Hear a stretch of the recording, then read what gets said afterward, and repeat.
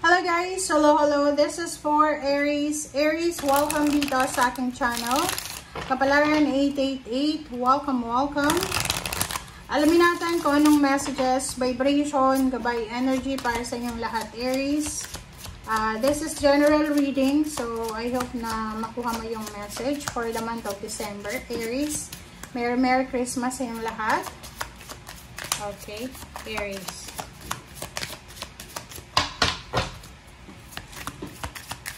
This is for Aries. Okay. Navigating by the stars and uncovering treasure. Wow.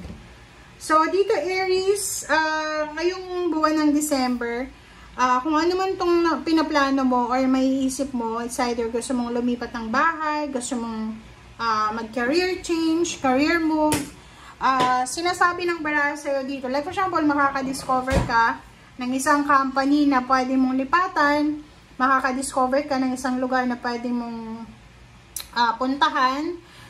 Sinasabi ng barahan na sundin mo, okay? Sundin mo ang puso mo, sundin mo ang isip mo, kung alam mo na dyan ka, magiging masaya. As long as na legal yan, wala kang matatapakan na tao, or walang mangyayari sa'yo, okay? Uncovering treasure, so may madidiscover ka. This one is discovery siya ng mga financial source. Like for example, may trabaho ka ngayon, may madidiscover ka na pwede mong gawin as part-time using your internet, your cellphone, your computer, na legal siya. Okay? So, madidiscover, pwede din na madiscover mo or malaman mo na may pamanang lupa ang iyong ninuno sa inyo. Parang gano'n. So, there's a discovery of financial blessing, discovery of wealth, pera. Puro pera yan eh. Okay? So, yun. Aha. Aries.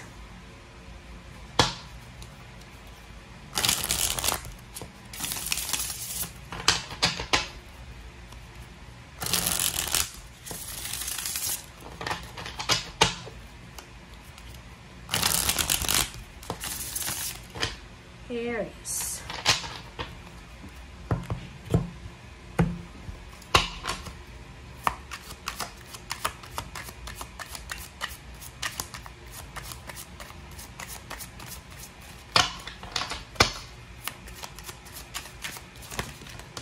Okay.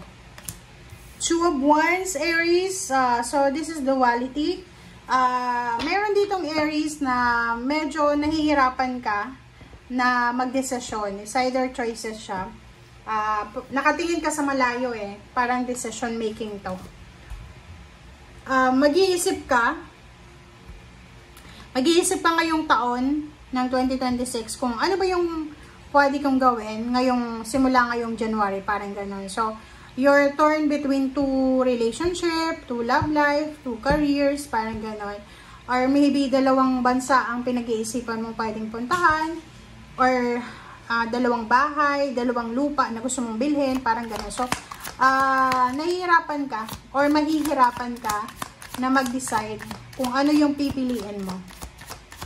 Parang nasa gitna ka ng batong nag-uumpugan. Parang gano'n. Okay, 7 of Cups. But, sinasabi ng baraha sa'yo dyan na you have choice in options. Okay? Ikaw, may sarili kang isip, may sarili kang diskarte, may sarili kang kagustuhan. So, sundin mo, yun nga, follow your bliss. Kung ano yung magbibigay sa'yo ng saya, yun.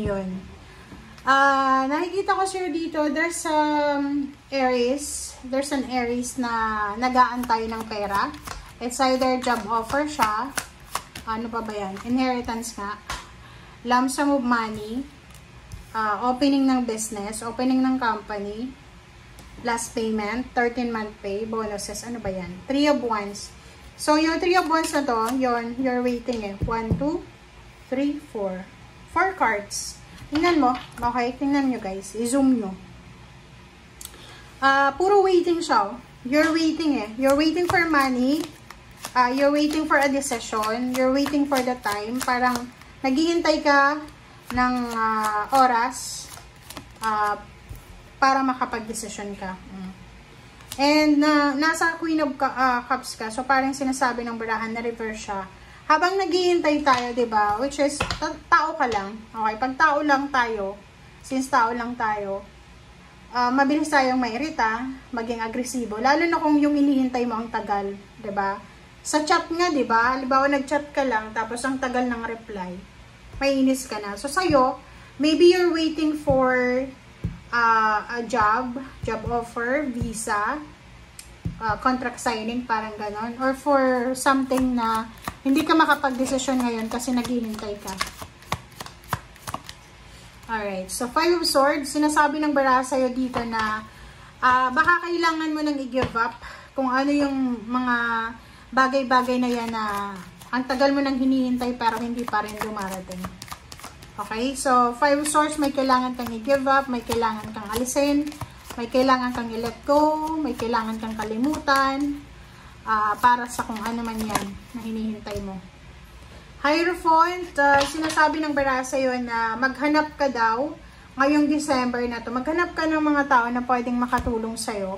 Maghanap ka ng mga tao na pwedeng magbigay sa'yo ng guidance, ng advice, ng point of view, magbigay sa'yo ng parang